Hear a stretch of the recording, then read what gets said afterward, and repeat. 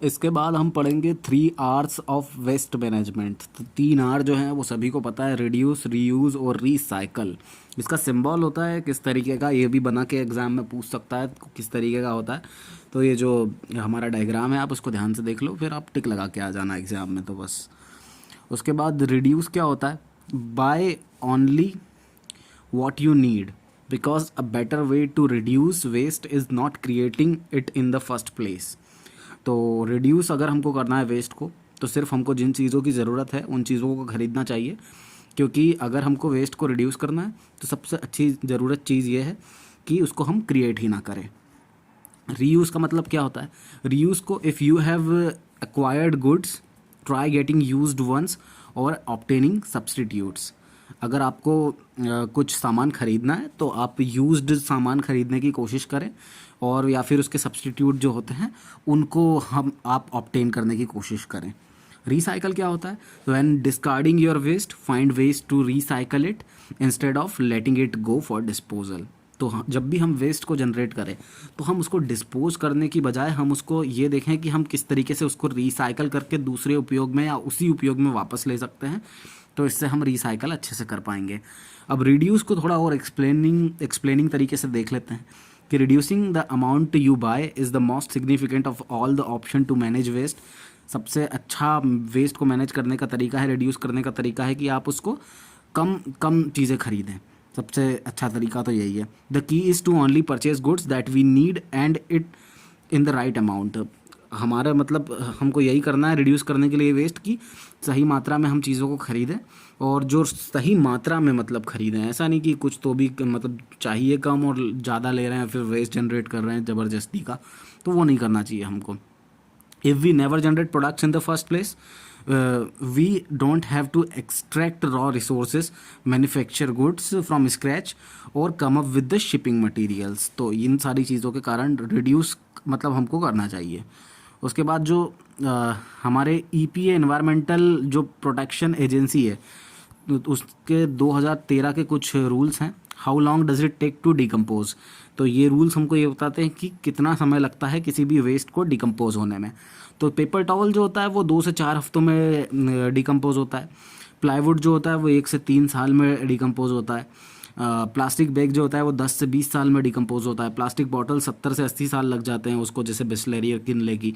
Plastic पेट bottles जो होती हैं वो 450 साल में डिकम्पोज होती है। डिस्पोजेबल हमारे जो डायपर्स होते हैं वो भी, उनको भी 450 साल लग जाते हैं पूरी तरीके से डिकम्पोज होने में। थर्माकोल जो होता है, स्टायरोफॉर्म या प्रोडक्ट्स जो होते हैं, ये सारे 50 से 80 साल इनको लग जाते हैं। रबर को डिकम्पोज होने में 50 से 80 साल लगते हैं। वुल को डिकम्पोज होने में 1 से 5 साल लग जाते हैं। उसके बाद जो रीयूज़ आता है हमारा, रीयूज़ को थोड़ा और एक्सप्लेनिंग तरीके से देख लेते हैं कि रीयूज़ जो होता है इज़ द एक्शन और practice of using any item. मतलब अगर रीयूज़ कर रहे हैं हम तो वो एक तरीके का एक्शन हो गया या प्रैक्टिस हो गई किसी भी आइटम को यूज़ करने की। Whether for its original purpose, भले ही उसके ओरिजिनल पर्पस के लिए हम उसको यूज़ करें या फिर उसको किसी और काम के लिए यूज़ करें। एग्जाम्पल हो गया वाटर बॉटल हो गई, प्लास्टिक बैग हो गया, इनको हम रीयूज़ कर सकते हैं फिर से। There are 2 types of reuse, एक कन्वेंशनल रीयूज़ होता है, एक क्रिएटिव रीयूज़ होता है। इसको हम रीपर्पसिंग रीयूज़ भी बोलते हैं, क्रिएटिव रीयूज़ को। तो कन्वेंशनल रीयूज़ क्या होता है, it is the reuse in which an item is used for the same purpose for which it was obtained at the first place. Conventional reuse में हम ये करते हैं कि जिस प्रोडक्ट को हमने जिस पर्पस के लिए ख़रीदा था उस प्रोडक्ट को हम उसी पर्पस के लिए फिर से रीयूज़ कर लेते हैं। और क्रिएटिव रीयूज़ या रीपर्पसिंग रीयूज़ क्या होता है, ये नाम से ही समझ में आ रहा है कि हमने प्रोडक्ट ख़रीदा किसी और पर्पस के लिए था, लेकिन उसके यूटिलिटी पीरियड, इसके यूज़ के बाद हम उसको किसी और काम में रीयूज़ कर रहे हैं क्रिएटिवली, और रीपर्पस मतलब किसी और चीज़ के लिए हम उसको रीयूज़ कर रहे हैं। एक क्वेश्चन गुजरात PSC का है। गुजरात PSC का क्वेश्चन ये था कि which of these methods satisfying the human urge for creativity. Question था कि जो ह्यूमन की अर्ज होती है क्रिएटिविटी की, उसको कौन सी मेथड सेटिस्फाई करती है। उसके 4 ऑप्शन थे, रीयूज़, रीड्यूस, रीसाइकल या री ओवर। तो इसका जो सही आंसर होगा वो होगा क्रिएटिविटी, क्योंकि क्रिएटिविटी के कारण ही हम रीयूज़ कर सकते हैं प्रोडक्ट को। तो क्योंकि क्रिएटिव रीयूज़ हम कर सकते हैं किसी भी प्रोडक्ट का, तो क्रिएटिविटी को कि ह्यूमन अर्ज को कौन सेटिस्फाई करता है, रीयूज़ करता है। उसके बाद जो हमारा EPA रिकमेंडेशंस हैं कुछ रीयूज़ करने के लिए, एनवायरमेंटल प्रोटेक्शन एक्ट के कुछ रिकमेंडेशन है रीयूज़ करने के, तो उनको हम एक बार देख लेते हैं। जो कंटेनर्स होते हैं, it can be reused at home और इन एकेडमिक प्रोजेक्ट्स। जो कंटेनर्स हैं उनको हम घर पे भी रीयूज़ कर सकते हैं या फिर किसी एकेडमिक प्रोजेक्ट्स में यूज़ कर सकते हैं। Reuse wrapping paper, plastic bag and boxes. Wrapping paper, plastic bag और बॉक्स वगैरह को भी हम रीयूज़ करना चाहिए हमको। फिर give outgrown clothing to the friends और चैरिटी। अब जो हम कपड़े नहीं पहनते हैं वो हमको हमारे दोस्तों को दे देना चाहिए या चैरिटी में दे देना चाहिए। बाय बिवरेजेस इन रिटर्नेबल कंटेनर्स। हमको जो हमारी जो सॉफ्ट ड्रिंक होती है उनको ऐसे कंटेनर्स में हमको बाय करना चाहिए कि हम उनको वापस दे सकें। जैसे कि कांच की बॉटल में हमको सॉफ्ट ड्रिंक्स वगैरह पीना चाहिए ताकि हम उनको वापस दे दें तो वो रिफ़िल हो जाएं। उसके बाद offer furniture and household item to people in need, friends, charity et cetera. अगर आपको कोई आपका फर्नीचर मतलब पुराना हो गया है, आपको वो चेंज करना है, या दूसरा कोई सा भी हाउस होल्ड आइटम हो सकता है, और अगर आप उसको चेंज करना चाहते हैं तो आप अपने जो भी फ्रेंड्स हैं जिनको उनको ज़रूरत होगी या कोई भी चैरिटी भी कर सकते हैं आप, तो उनको दे देना चाहिए। उसके बाद sheets of paper that have been used on only one side can be used for note taking or rough drafts. तो ऐसी शीट्स होती हैं जो या पेपर्स होते हैं जिनको कि सिर्फ एक साइड से उपयोग कर लिया जाता है, तो अब उनका दूसरा साइड खाली बच जाता है, तो उसको फेंकने की बजाय हम लोगों को क्या करना चाहिए कि हम उसको वहाँ पे रफ़ नोट्स ले सकें वहाँ पे, और या फिर हम किसी और पर्पज़ के लिए भी उसका यूज़ कर सकते हैं। तो ये हमारा इन्वायरमेंटल प्रोटेक्शन एक्ट की रिकमेंडेशंस हैं। उसके बाद रिसाइकल के बारे में हम थोड़ा विस्तार से देख लेते हैं। रिसाइकल क्या होता है? Recycling is the process of converting waste material into new materials and objects. तो रिसाइकलिंग क्या होता है? वो एक ऐसी प्रोसेस होती है जिसमें कि हम वेस्ट मटेरियल को नए मटेरियल्स में और नए ऑब्जेक्ट्स में कन्वर्ट कर देते हैं। The recyclability of the material depends on its ability to require the properties it had in its original state. तो जो रिसाइक्लेबिलिटी एक प्रॉपर्टी हो गई एक तरीके से किसी भी मटेरियल की, जिसमें कि उस प्रॉपर्टी मतलब वो डिपेंड किस पे करेगी कि वो मटेरियल जो है उसकी क्या प्रॉपर्टीज़ थी जब वो ओरिजिनल स्टेट में था। तो रिसाइक्लेबिलिटी उस पर डिपेंड करेगी। It can save material and help lower the green house gases emissions. तो ये मटेरियल को सेव कर सकती है रिसाइकलिंग प्रोसेस जो है, और जो ग्रीन हाउस गैसेस का एमिशन है उसको भी ये रिड्यूस कर सकती है। बेनिफिट्स क्या है रिसाइकलिंग के? रिसाइकलिंग जनरेट जॉब, सबसे पहले तो जॉब्स जनरेट होती हैं। फिर ये कॉस्ट इफेक्टिव डिस्पोजल ऑप्शन है। इसका मतलब अगर आपको डिस्पोज करना ही है वेस्ट को, तो आप बढ़िया तरीके से उसको किसी को रिसाइकल करने के लिए दे दीजिए, तो एक आपका पैसा भी बच जाएगा सामने वाले का। सो रिड्यूस GHGs एमिशंस, मतलब ग्रीन हाउस गैसेस का ये एमिशन जो है वो रिड्यूस करती है।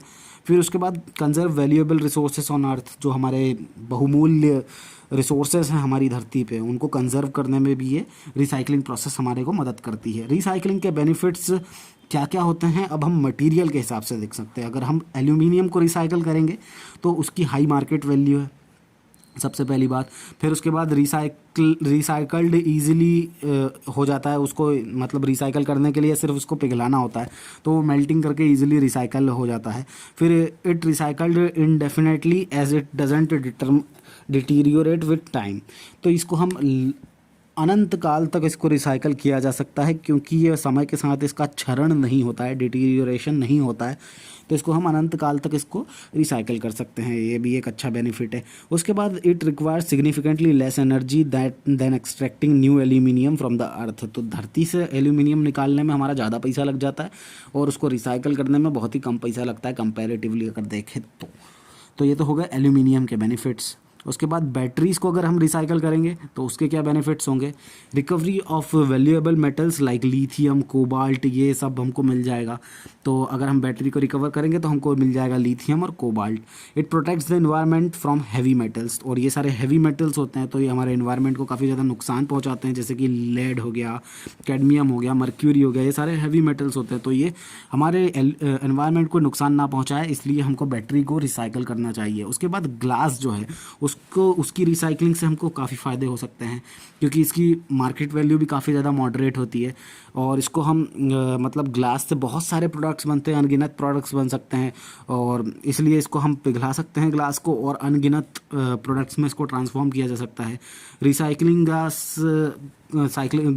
को रिसाइकल करने से हमारी एक तो एनर्जी बच जाती है, उसके बाद जो रॉ मटेरियल जो रहता है वो मतलब हमको ज़्यादा उसमें खर्चा नहीं करना पड़ता है नए नए ग्लास को बनाने के लिए, तो वो बच जाता है।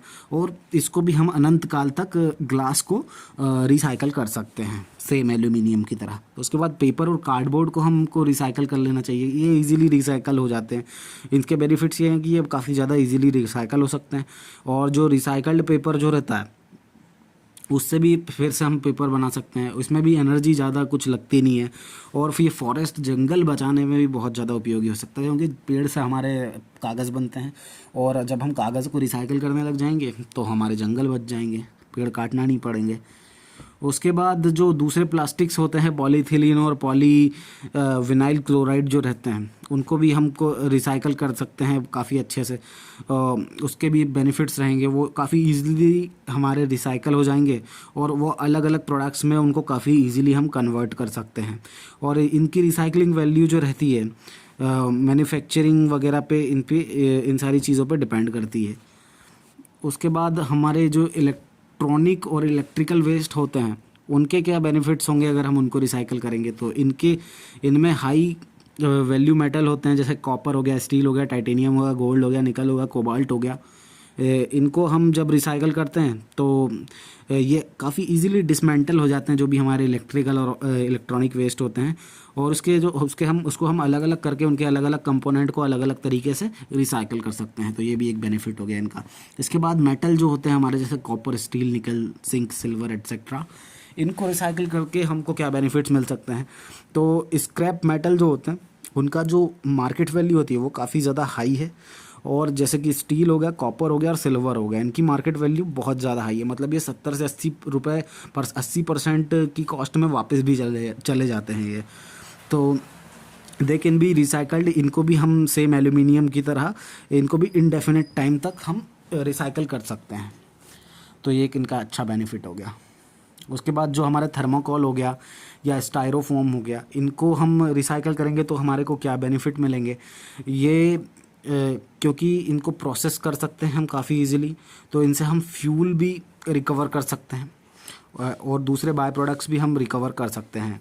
और and thermocol can be converted into new thermocol products easily. तो एक थर्माकोल प्रोडक्ट को जब हम रिसाइकल करते हैं तो हमको दूसरे थर्माकोल प्रोडक्ट्स इजीली मिल जाते हैं। उसके बाद it can be powdered and made into sheets which can be used in construction industry. उसके बाद इनको हम पाउडर के फॉर्म में भी इनको बना सकते हैं, इनको शीट्स के फॉर्म में भी बना सकते हैं, और फिर हम इनको कंस्ट्रक्शन इंडस्ट्री में भी यूज़ कर सकते हैं। Thermocol is made from polystyrene organic compound, तो ये भी एक इंपॉर्टेंट ऑब्जेक्टिव यहाँ से बन सकता है कि थर्माकोल जो है वो पॉलीस्टीरीन से बनता है, जो कि एक ऑर्गेनिक कंपाउंड होता है।